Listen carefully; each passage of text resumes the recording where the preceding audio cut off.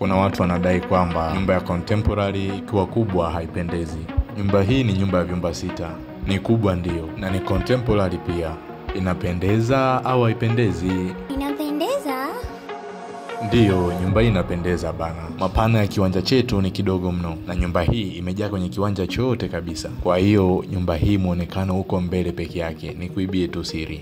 Wimbi kubwa la watu huwa wanaogopa kujenga nyumba za contemporary kwa sababu huwa zinavujia maji. Bati ya upande wa kulia inamwaga maji moja kwa moja nyuma, na hii bati kubwa ya nyumba kubwa hapa na yenyewe inamwaga maji nje ya nyumba. Lakini hatukuiacha nje, tumetengenezea gata ya zege hii inayoonekana hapa, ambapo kwa upande fulani inazuia madirisha yasinyeshewe na mvua moja kwa moja.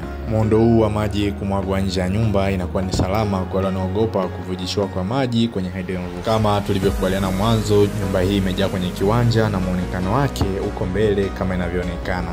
Karibu jenga nasi.